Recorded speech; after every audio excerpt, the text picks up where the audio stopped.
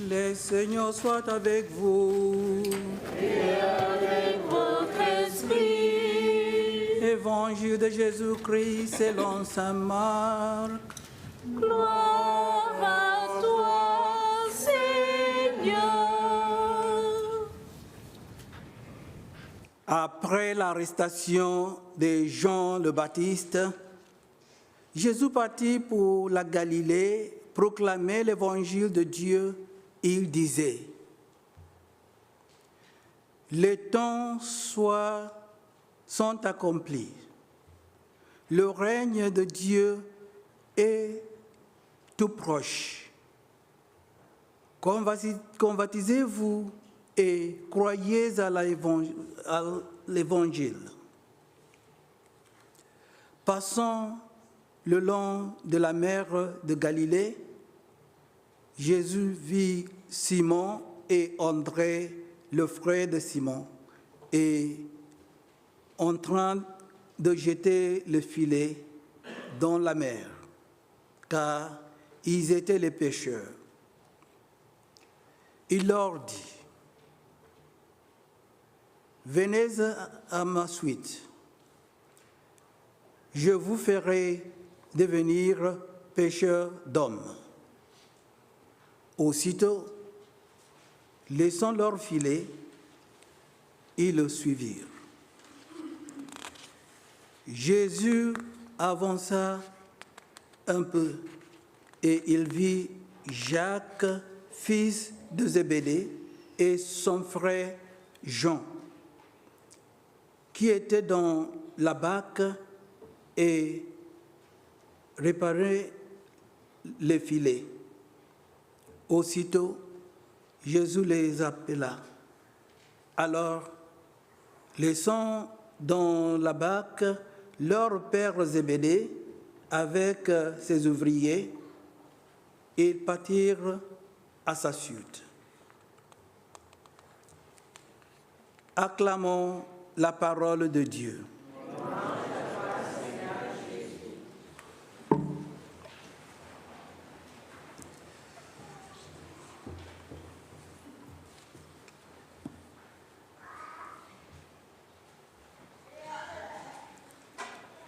Mes chers frères et sœurs en Christ, les lectures d'aujourd'hui nous invitent à réfléchir sur le thème de repentir, de l'urgence et du discipulat. Dans la première lecture du livre de Jonas, nous rencontrons l'histoire de l'appel de Jonas à la ville de Ninive. Malgré sa réticence initiale,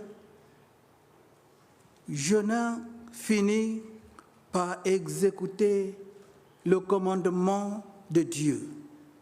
Et les habitants de Ninive tiennent compte de son avertissement et se détourner de leur voie pécheresse. Nous montrons ainsi le pouvoir d'une repentance sincère. Enfin, dans l'Évangile selon saint Marc, nous assistons à la proclamation par Jésus du royaume de Dieu et à l'appel de ses premiers disciples. Alors que Jésus marche au bord de la mer de Galilée, il appelle Simon, André, Jacques et Jean à le suivre. Et ils répondent immédiatement, abandonnant leur filet pour devenir pêcheurs d'hommes.